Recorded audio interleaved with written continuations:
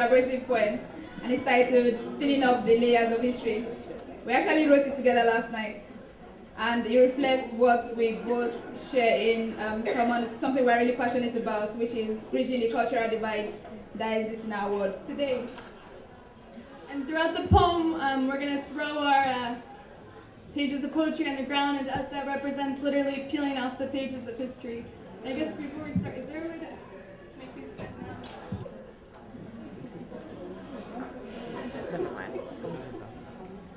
I know you, the language that you speak, the city that you live in, and the ways of your people. You are human, so am I. We look so similar, but yet so different. The shade of our beauty and the hope that keeps us alive. The unspoken hate between our fathers is water under the bridge. But still, our world remains divided. How will we tell this to our children? Does an invisible fence separate us? You on the other side of the line, and I on this side. We hug without affection, and we laugh with a bleeding heart. I know you, just as little as you know me. Just as little you see of me. Please, you can take your pick what box I fit. I'm a box slut, and it hurts. I got cardburn burns on my thighs. I'd call it rape. I've been pulled in and out too many times to count. See, this is a problem. We see each other without really seeing each other. This is no longer so simple. India, I know a lady ain't what she wears, but rather what she knows. But don't we all think we know what's going? For me, I carry baggage of ancestors I didn't ever meet. Please, I guess what I'm saying is, you can take your pick what box I fit. We have so many problems, you and me. We are both riddled by these problems. Some books are judged by their covers. Others are torn off their cover. But where is the generation climbing down from the old shelf of deprivation? Our forefathers were pushed to take the back seats when the world watched TV in black and white. But now, you want me to take the front seat so I can add color to the scene.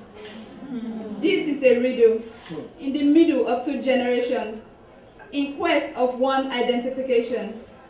Feel me, and I will feel you, and everyone will be set free. From the west to the rest, from the rest to the west, it will no longer be a one-way traffic. Where it's like a bead around your neck, where it's like an Ankara fabric around your waist. We got so many problems, you and me. So let's name these problems out. We are braver now to say what we see. People always asking us to define, to confine, to be fine. Well, maybe we're not fine. Maybe what's going on out there is not fine. Maybe what's going on in here cannot be summarized in a few lines. Let's name these problems out. Because fear gains traction when left in dark scouts, so out, out, out. They sell your charity. I see it on the posters of nonprofit bulletins. They say the rest is suffering because of the greed of the West. They think you and your land are poor. They think you sniff for oil and attack its owner. They think you are a terrorist. Nigeria made the hot list. Well, they say you're a bad influence on our sons, creating them to become terrorists. I got peers thinking that doing work on your continent is a semester's long project. A tourist trip with a blip of social change, something to put on one's resume to broaden one's professional range. Our women are offended when they see your type in town. They do their best to protect their men.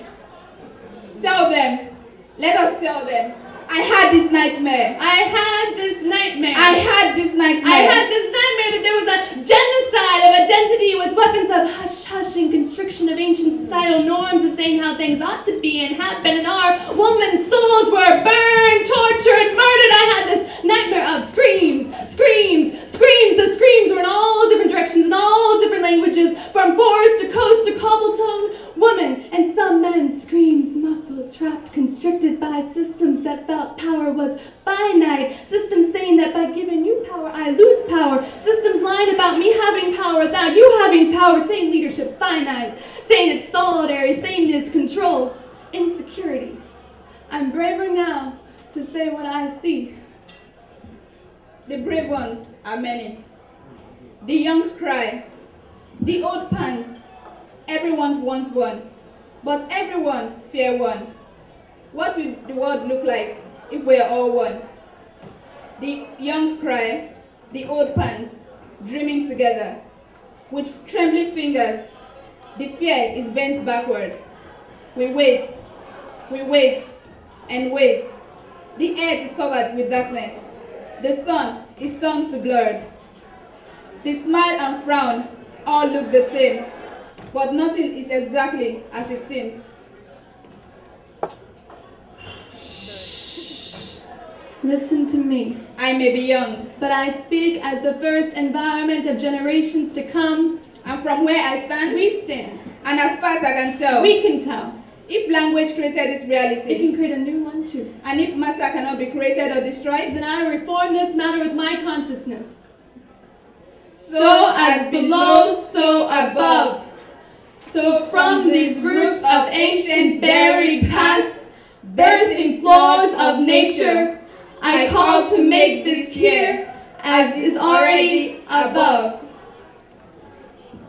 We do not know who created this mess, but we must cast our nets into the deep and fish out solutions. You and I can extend this mess or send out a message to heal. One that can clean the blood of our soil and silence the voice of the vexed reprobate.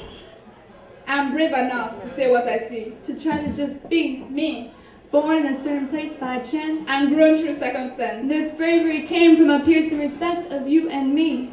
I am because we are, but ain't it easier just being, among this hum. Just being, just seeing. It's easier to be numb, playing games, easier to play games, blaming names, putting our brothers and sisters in boxes. Those boxes never ever really fit, and they leave scars that make us unfit to really see each other, beat each other.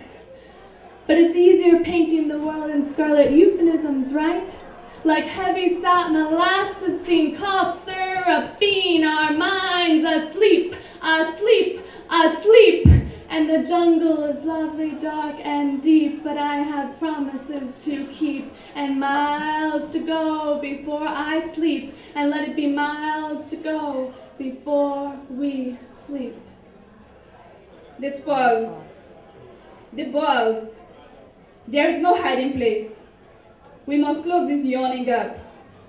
We are told that silence is golden, but don't let your gold be stolen in silence. Gold are precious, but your price is small. So I will not crush you with my silence. The road ahead is far. But with just a little step, the gap is closed. Don't deny me the real you, and I won't deny you the real me. Strut, glide, and bask in the splendor of the new. And this is new from us, out of us, and it's the fitting antidote for these diseases unmatched. And this is language spawned as intuition of what is to come, and let me kindly inform you that this consciousness will create matter. Matter that cannot be stopped. I know you. The language that you speak, the city that you live, and the ways of your people. You are human, so am I. We look so similar, but yet so different. The shade of our beauty, and the hope that keeps us alive. I know you now. So bend to trust me, and I'll help you stretch, because I live to know you, because I only am if we are. Wear it like a bead around your neck. Wrap it like an Ankara fabric around your waist.